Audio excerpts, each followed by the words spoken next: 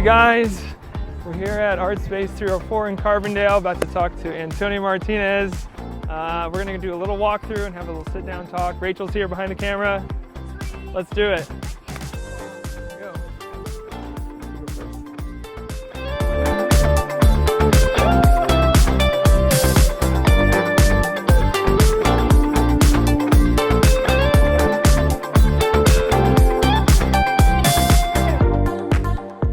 So we are here at Art Space 304 with Antonio Martinez, the artist here. We're going to have a walkthrough of Passing Through Shadow. Oh, thanks for inviting me back. This is great. You've seen Antonio on the podcast a few times. I think this is the third time you're back on. So right. third time, let's go. So let's check out this awesome art.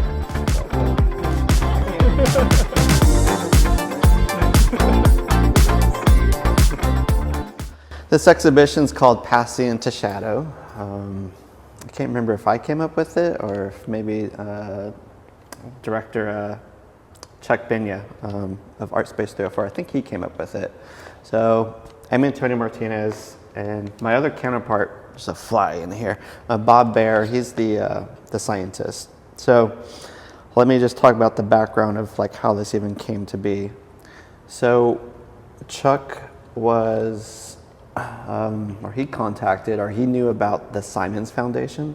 And the Simons Foundation is this organization based in New York City. And they focus on the sciences dominantly. Like, for example, they have their own in-house scientists, astrophysicists, to your like microbiologists. Anyways, they wanted to create this initiative where they pair up an artist with a scientist and see what happens. So art informed by scientists and science informed by art.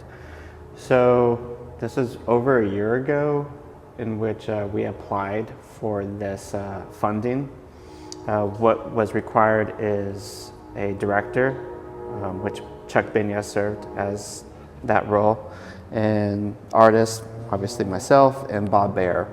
And Bob Baer, I think anyone who's in this region understands, he played a critical role in 2017 with the solar eclipse, as well as this year. So combine artists and scientists together, and this is what you end up with.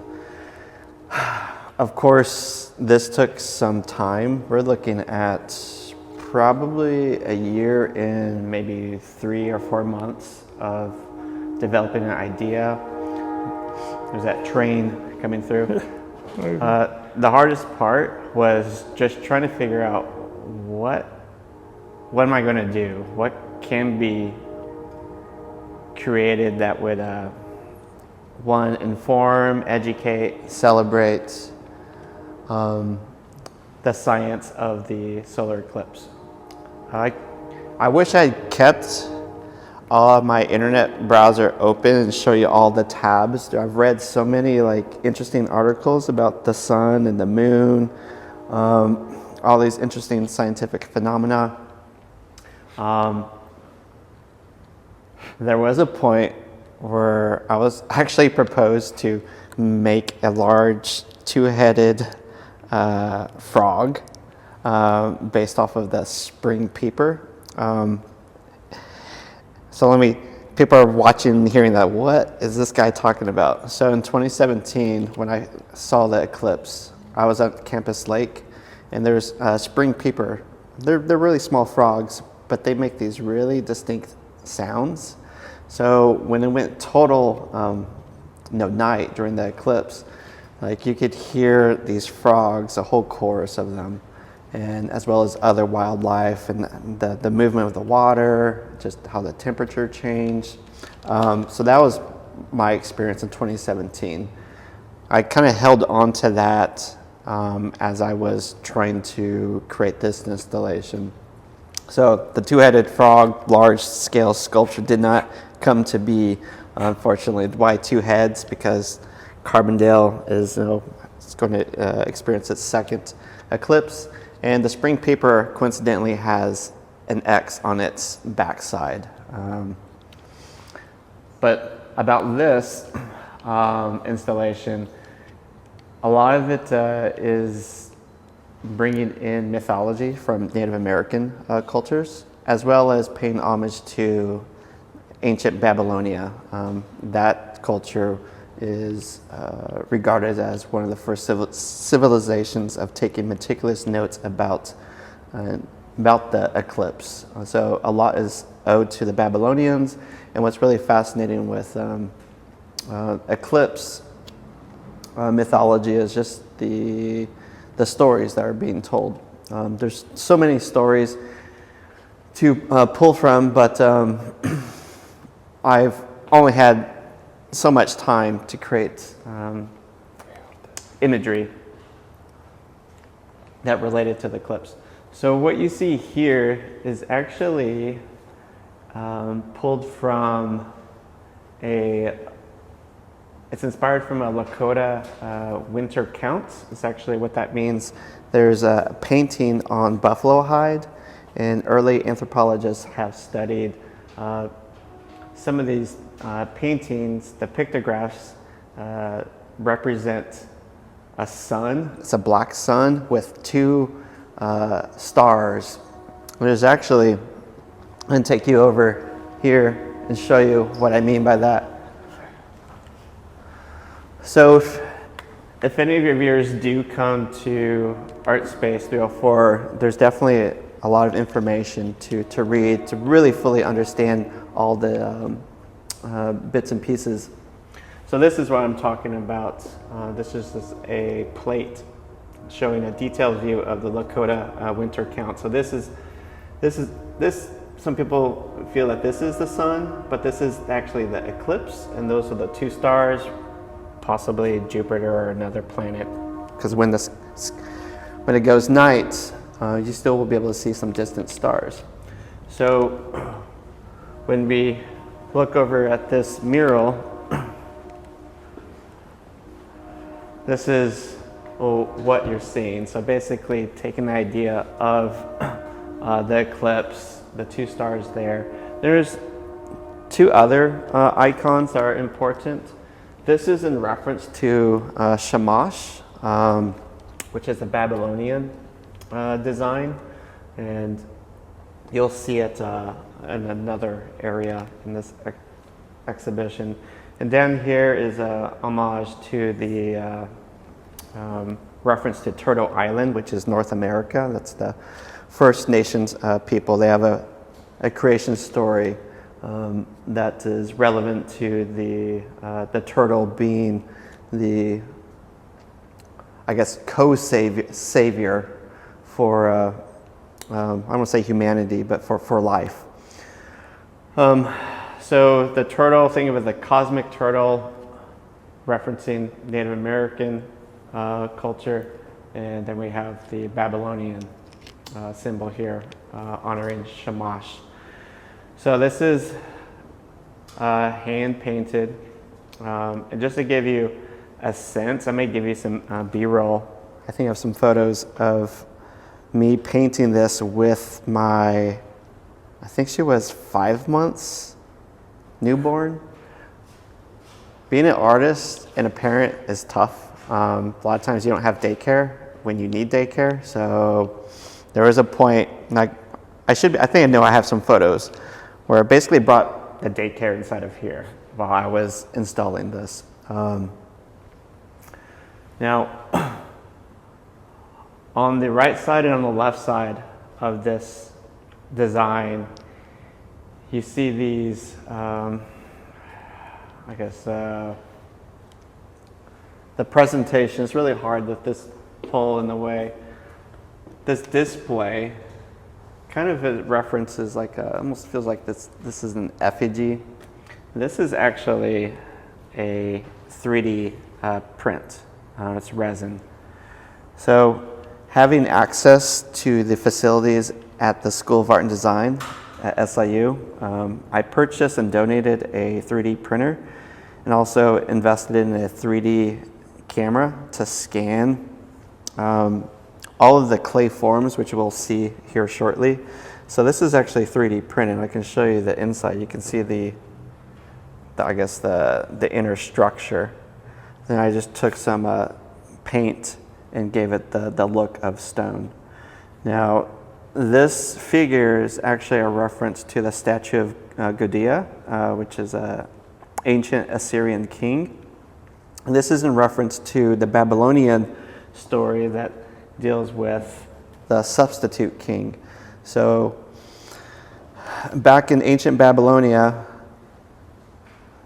there was paranoia that during the eclipse, something bad would happen to the king. So what they would do, they would find a substitute, commoner, and treat them like the king over a period, I thought it was 2 weeks, I can't remember if it was 2 weeks or 2 months. It's definitely a longer period, it wasn't just one day.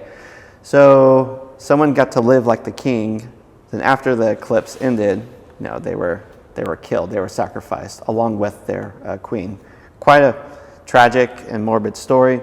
So you see a lot of images of the actual king. So what I did here was, it's a little harder to see. This is the substitute king. The heart, the rib cage, the veins, the bones, the skull, and the brain are exposed to suggest the morbidity up against the black of the substitute king. There's more detail can be seen on the actual original smaller one, and I can show you that. But since we were here, I wanted to show you the 3D printed version. But before we go over there, I need to make reference to what these are. These are cyanotype prints, and the design is actually pulled from Fred Espenak's maps. So Fred Espenak is an astrophysicist who has mapped out the path of totalities, going even as far as back as 1374 BC. So on May 3rd, 1374, this is the path of totality. This is actually going through ancient Babylonia, so we have like the Middle East in this region here. And what's really interesting about, we'll take a look at the original design. I can move this case for you so you actually can see what we're looking at. So that's the original one. After I had created this, I always assumed that this was a crown, like the traditional crown, but this is actually, you can see the reference. This is the statue of Gudea right here. That design is understood to be the patterns. Those circular dots are understood to be the patterns on a keffiyeh, the traditional fabric wrap of what you see in the Palestinians wear. They wrap around their hair, and it's those circular forms are on the keffiyeh, it's the fishing net. I had no idea that that's what it was, what I was looking at.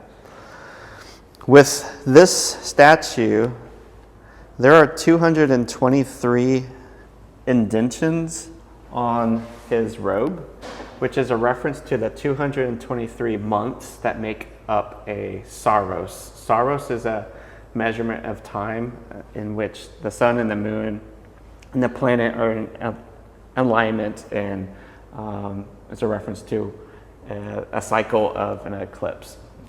So a lot of detail, a lot of research has definitely was involved with creating just this one figure. Then researching various stories dealing with Native Americans was another part. So this is kind of like the touchstone of this installation. From this point, we get to this moment. So I work with a company based in Santa Monica, California.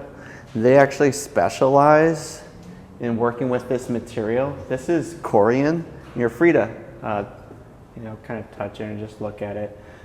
So this company has the patent on making seamless designs out of this material. It definitely glows or illuminates much brighter when after the sun sets. So this design, I was referencing a French painting of the Shawnee Native American. So the Shawnee is a tribe that is east of southern Illinois, predominantly in Indiana.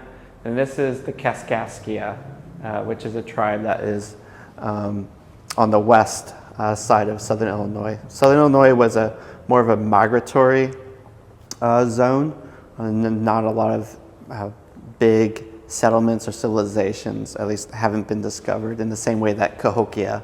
I mean, there was obviously a settlement and civilization was well established there. So this is referencing east and west, and we see the shamash symbol again, the Babylonian reference, the feather, really a sacred symbol in Native American culture.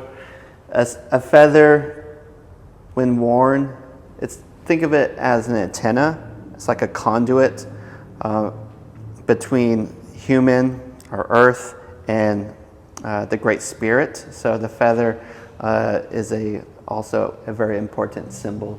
So here the Native Americans are standing on basically the map of the North America, like as if they're guardians still present.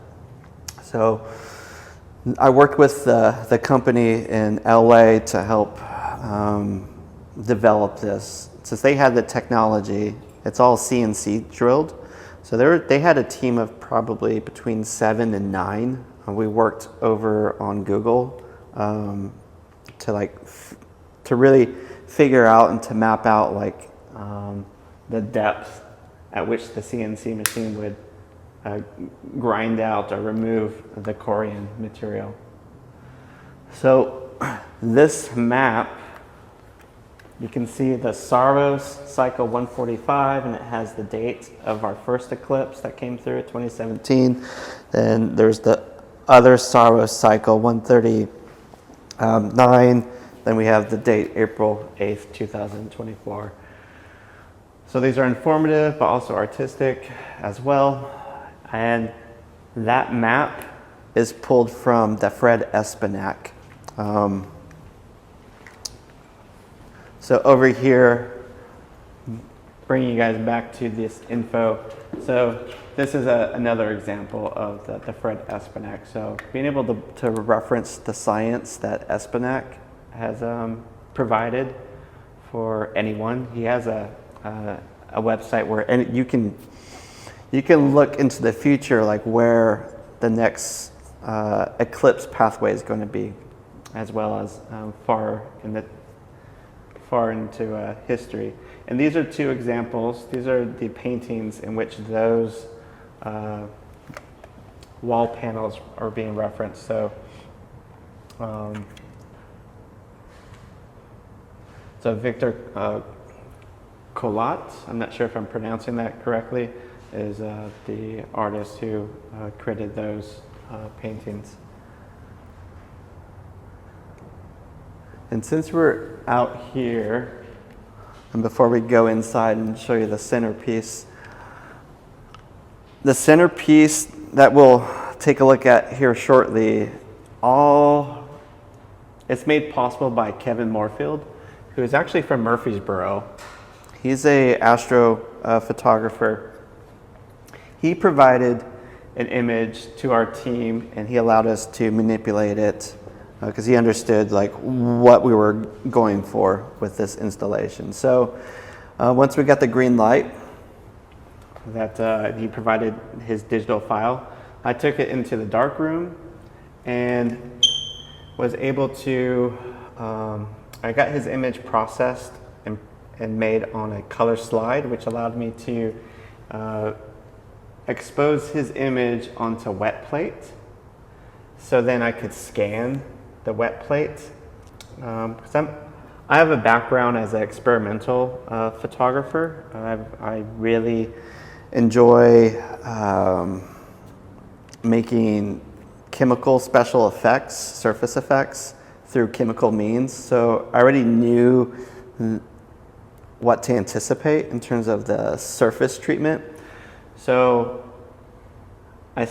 we have his original file, and I combined it with the scanned wet plate version, but then I also made a digital negative, which allowed me to make a contact print using the cyanotype photo process. The cyanotype is essentially just a blueprint. There's no blacks, it's just blues. But with my background in the photochemical darkroom, and I have access to a plethora of different chemicals, I've already had experience with a chemical, a special salt that would produce these interesting little spots, comets. So created that, then I took this image and I submerged it underwater, and I used my Sony camera with a special setting to make a really high-res image. And believe it or not, I had my wife's blow dryer, and I was creating these ripples. I probably spent 2.5 hours trying to get the perfect ripples. A lot of time went into just that moment, as well as all these other elements. So the image, these 6 images, the 3 on the left and the 3 on the right, these are variations. The one in the center is actually Kevin Moorfield's, not touched, straight from like what he provided me.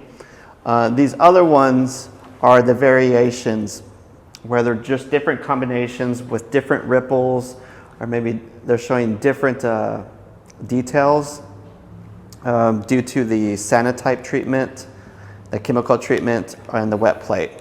So my budget would not allow me to make 6 photo sculptural pieces, so I had to choose one. So I did choose one, and now we can go into the main feature. So when you look here, that's one of the 6 variants. So we created this kind of like photo sculptural moment. The same company was able to CNC these waves, which is a reference to the shadow snakes that one will see you'll see them 2 times during the eclipse, as it's entering, as the moon moves in front of the sun, and as it's right after it's leaving, passing the other side of the sun, you'll see these shadow snake bands. So that was a detail that we wanted. So that same company in LA was able to generate these sides. The pedestal itself, we used a company up in North Illinois to help create this pedestal, so we can have underlight, special lighting to illuminate the piece. What you see here, especially when you look at an angle, these are actually 6 panels of plexi. The panel that is closest to the viewer, it's only the outside perimeter is printed. Then the image that's in the core, you will see it's the actual eclipse. So it's meant to have kind of a 3-dimensionality to it. It looks like a big giant eyeball, but I think everyone does. It's like this cosmos is looking at you. The lighting's a little more. I never noticed this. I've only seen this when it's really dark, but seeing the daylight illuminating from here, this is actually better to see on this side. I never knew that. The illumination is just better from this angle. You can actually see the layering structure on this side. So yeah, this was a monstrosity, just trying to get it without it leaning and falling apart completely. This took some time. Bob Baer's not just an amazing physicist and astronomer, he's masterful at building. He actually designed and built those movable walls where the Shawnee and Kaskaskia It took us probably about 2 weeks to build those custom walls. So here we are on this other wall. There's sculptural forms. They're mainly animals, all 4 animals. These animals reference tales from distinct Native American tribes that have stories on that explains what's happening during the eclipse. So for the Mexica, or commonly known as the Azteca, in Mexico, or Mexica, in 1301, February 9th, this is that Espinac map. The belief that a jaguar was swallowing the sun. And over here, the Pomo Native Americans, you can see this would actually be where Sacramento would be, so kind of north central California. So here's the path of totality on 1597, March 17th. It was an annular eclipse, so it wasn't total. So think of the Ring of Fire.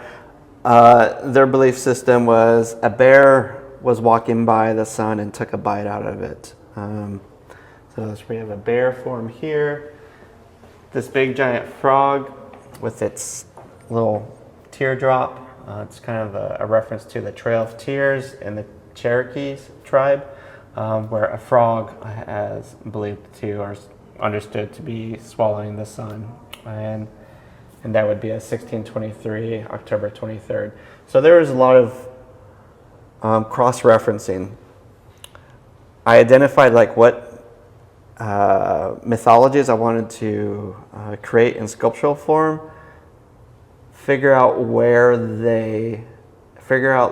the date, which meant I needed to go look in Fred Espinac's archives and match them together. And this is a future total eclipse. This will be 2045, August 12th. And this is in reference to the black squirrel of the Choctaw Nation. The black squirrel eating the sun. So this will be passing through, coincidentally, the original ancestral land where the Choctaw inhabited, which would be kind of like the Louisiana. And where they actually will go through where they're currently relocated during they were relocated in Oklahoma. So it's kind of unique for this tribe to have the eclipse go through their original homeland and to their post-colonial homeland as well. And on this side, 2 other stories. They're not, they don't involve animals. Again, you see that design, the 2 stars. And this is actually a laser etched. We did this in-house at School of Art and Design. That's actually the moon. Corey Tester, one of my colleagues, he helped me create this presentation. So you see these dark arrows minus this one arrow with pink aiming at the moon or the sun. Now the arrow story deals with the Ojibwe nation. There wasn't so much of a folk tale, it's more of when they saw the sun, they would shoot flaming arrows at the sun, hoping to reignite it. So they have an Espinac map that reference their region. And this is, again, referencing the Lakota, the 2 stars and the sun. And this is the Lakota's Fred Espinac, 1869, August 7th. So on this side, there isn't animal mythology. It's more the Lakota referencing the buffalo winter count, which we saw earlier, than the story of the Ojibwe shooting arrows at the sun. So those are all the parts and pieces of this exhibition. So it combines science with folklore, with history. There's some geography. And The big thing, a big detail is pink. That's a common motif, and that's in reference to the prominences. They're high temperature, high magnetic forces that tower along the outside and along the perimeter of the corona. And they're pink because it's the signature of hydrogen. That's the color of hydrogen. So the pink is definitely a big part of this exhibition, even to the point of illuminating the substitute king there in pink, and also illuminating our animals in pink as well, and really intensifying the illumination of the diagram or of the photo installation here. So, how did this project get started? That's a really good question. So, Chuck Benya, who's the director at Art Space 304, I'm going to get this fly. Any fly lovers out there, apologize if I kill this fly. Oh, did I get it? I think you got it, but there it is again. Oh, dang it. That's going to be the episode where Luke and Antonio fight a fly. No, but seriously, Chuck Benya is the director of Art Space 304, and he found out about Simon's Foundation, and he contacted me. He was very familiar with my work, so then he asked if I knew of a scientist who could possibly partner up, and I immediately thought of Bob Baer, given his expertise from the 2017 eclipse. So the objective was it was a little murky in the first few months of what exactly Simon's Foundation was looking for, because anyone who saw the 2017 eclipse, how do you make a piece of work that can compete with something in the cosmos? That's a pretty tall order. I don't think we can. Yeah, no, we can't. Yeah. A different league. Yeah, that is completely. Yeah, absolutely. So no way. We could just try glimpses of representation. So there was a point off camera. I had mentioned all these websites and articles and watching YouTube and trying to figure out what materials, what can I possibly do to compete with that. And I was like, okay, there's a lot of how do you start? Yeah. I forgot which university, but they were actually creating the high energy plasma explosions that happens on the surface of the sun. They're dividing atoms together. There's a university, there's scientists who are actually doing that, and I'm like, wow. Fascinating physics research. How can is that possible to make art using that technology? Of course, I'm not in this. I'm not going to do this to I like the way you think. That's mind blowing. Yeah. So I pull back. Sure. Okay, what's within budget? What's within scope? What's the scope? Right. What's within Shoot the for the stars, though. Yeah. When you start, let that be known. Shoot for the stars. Try not to and work with it. Die in the process. Don't burn up. Yeah, don't burn up. So the Simon's Foundation put out this call. It was nationwide, from what I understand. Okay.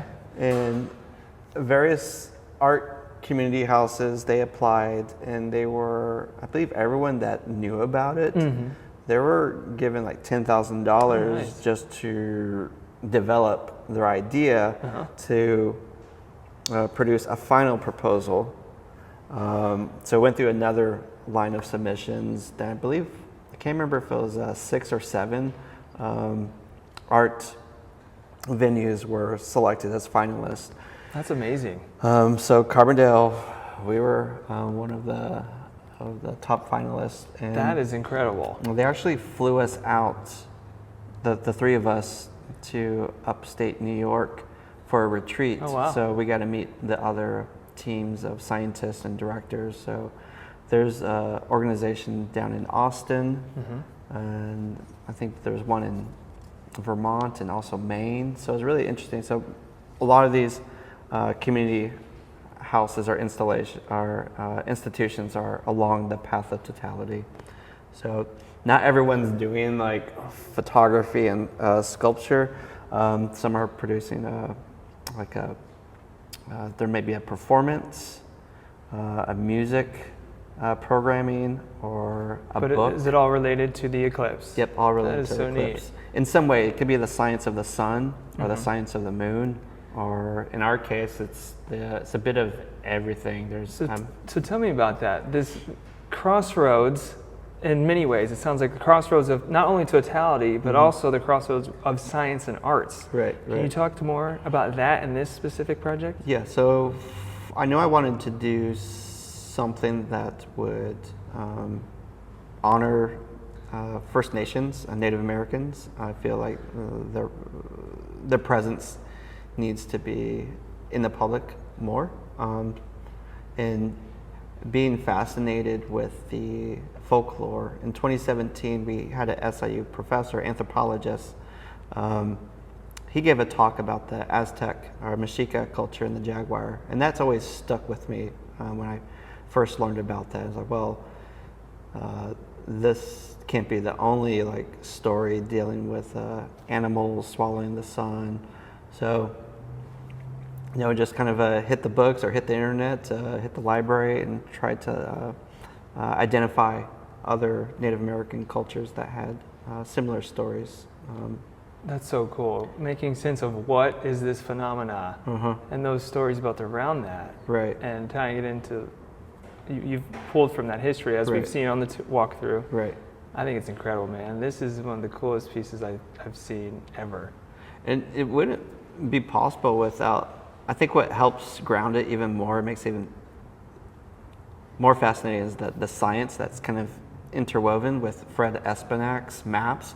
It blew my mind that we have the science and technology and the math where one could do a deep dive back in history and know where the eclipse occurred, whether it was total eclipse or an annular eclipse, and also looking forward to the year 3000 where it's going to be. I forgot to mention in our walkthrough, there's one empty vestibule. There's no sculpture there. It's that Fred Espenak map is for the year 3000 AD. And that annular eclipse is going to pass through, I think, Brazil or somewhere in South America. And the intention to leaving it blank with no sculpture was kind of like, that's really well into the future. Will there be a rainforest in year 3000, given that it's running through South America? And also, that's kind of the dialogue that I wanted to kind of leave open. Sure. And also maybe the children who are going to inherit the earth, would like for them to maybe investigate what native indigenous cultures, mythologies surrounding the phenomena of the eclipse exist in South America. The majority of the Native American stories here are Northern America. Just paying homage and honor to First Nations. Yeah, those maps are so cool. I mean, there's a through line of you researching history here and setting out for the future of what could be, hopefully, in the next year 3000. Year 3000.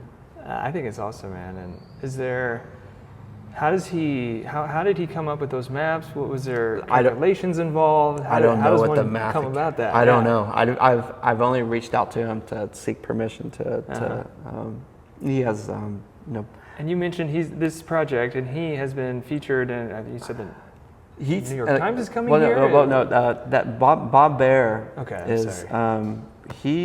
New York Times is going to come for the Eclipse 8th, the big show time which is all leading up to. Yeah. Right. This is part of that big promotion. This is part of it, and that's part of what Simon's Foundation is wanting. Their goal is to excite the general public about science and art with this big cosmic event. What better opportunity to really intrigue the general population.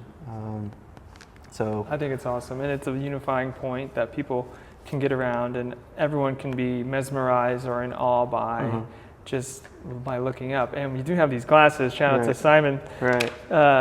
Simon's Foundation. Yep, they provided these. No You're gonna need those if you don't have them. Yeah, if you need some, Art Space 304 apparently has some of these viewing glasses. Again, shout out to Art Space 304 for letting us do this, for having this type of showing. I think it's so cool. Another sponsor is Bentera Bank too. They great. also helped with this awesome. exhibition. So we have a local sponsor as well. So That's amazing. yeah, a lot of parts and pieces like this. It's really easy for a general public to like come to installations, read the verbiage, see the Sure. photos, and like, oh well, this is it. I mean, some people are like, oh, this is amazing, but oh my gosh, just the process of doing all this, I can't tell you. Like, And that's where I love. I'm obsessed with the process of that. So I'm so honored to be able to hear it firsthand from getting a private showing from you, Antonio. Has just been awesome. So there's one story just to like capitalize on the process. So I have a newborn, which you're well aware. She was born in June. And thank you for taking the time away today for being able to do that. I know childcare is not that cheap these days. No, it's not cheap, and there's not a lot of. All the places are full. There were points where we didn't have daycare, and so I brought the daycare here. And so baby Rhea was in her little playpen, or I had her in the Bjorn, and she was, as I was painting the mural, she was here.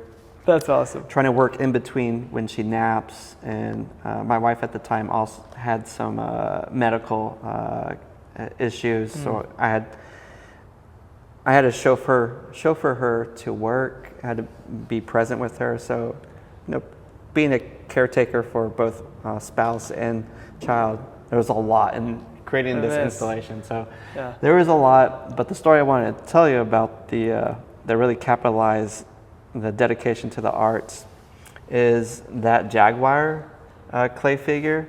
I don't have a studio right now. The design faculty in the School of Art and Design, they had an empty office, which is sizable, and they allowed me to occupy it, which I'm absolutely grateful for, because that gave me access to some of the design faculty that knows how to work the 3D printer and the laser cutter, the laser etching. Which is just such a cool piece of this process with the sculptures. Yeah. The 3D, you showed me a little bit behind the scenes. Maybe we could throw some of that footage in here. Absolutely. Of how you went through that, but yeah. So studio space is critical. I didn't have much of a space. So before I was even given that space, once the fall semester started, I have a small room or space in the back of my house. It's currently where I sew quilts, make quilts. But there's a small corner on a table, a little shorter than this, and it's adjacent to our bedroom, and there's a window which light can peek through.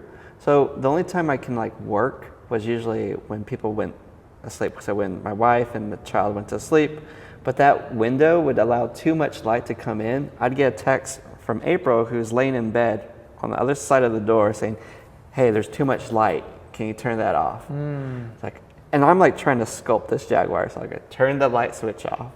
And I use some LED lights there on the base floor, and she texts "Still too bright. You're gonna wake up baby." I'm like, oh my gosh. Man. So I turn that off, and well, how am I gonna? So I find a headlamp. So I think I have a photo or a video. Let's see if I can find it and share it with you. I'm sculpting in the dimmest light. All I have is a headlamp, and I'm just sculpting away.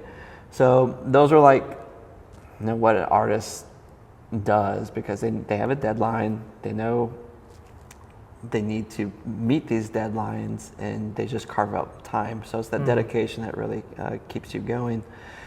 But I'm super grateful for being given some studio space, even though it's temporary, but that definitely made the difference. So I'm sure there's a lot of artists who listen and watch your podcast may relate to that. There's a huge need for studio space, low rent studio space, because that makes the biggest difference for any artist. There's a shortage of it in Southern Illinois. I mean, There's some recent like MFA alumni. They like the area because the cost of living. But they mention like the lack of studio space that's affordable and well even available. I don't know if Marion has the same situation. Well, I guess it just depends on what's affordable.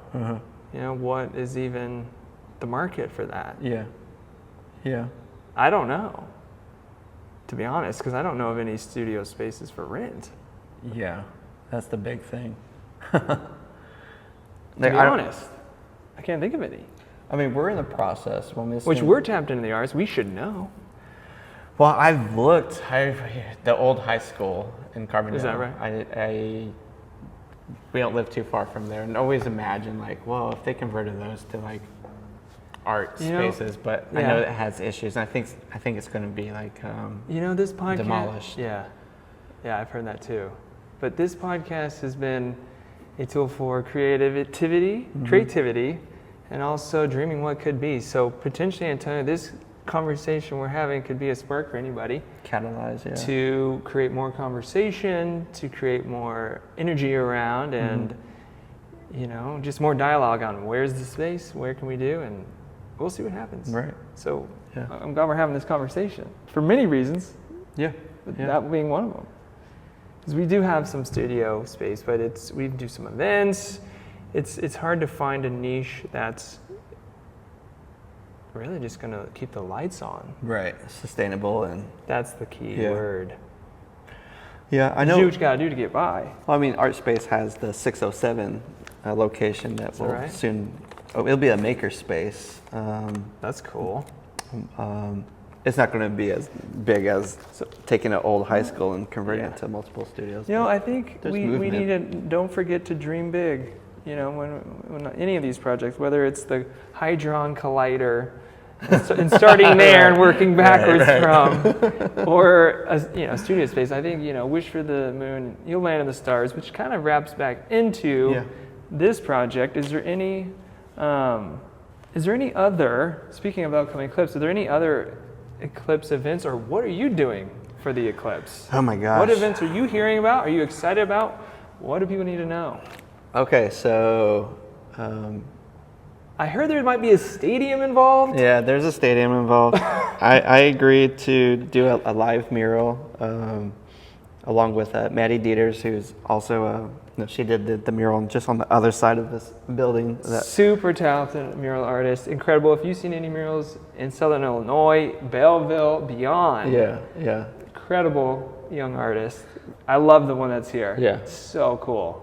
It's very fitting. Especially for this installation. It's perfect. So she and I will be doing live murals during the duration of the eclipse. I think we'll be given somewhat of a head start because if anyone's done a mural, even though it's going to be like an 8-foot by 8-foot square, it takes some logistics and definitely takes some time. So that will be some entertainment. That's awesome. At Saluki Stadium. At the Saluki Stadium. Yep.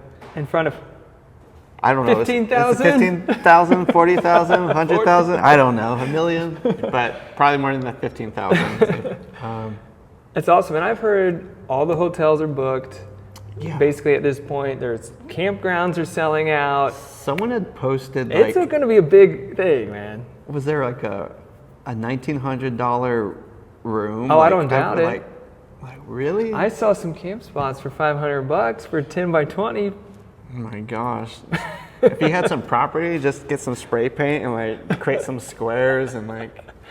Oh man. Jeez. So that's exciting. So check that out. If you're looking for a place, whether you're local or visiting, Los Al Alumni Stadium would be a great place to do that.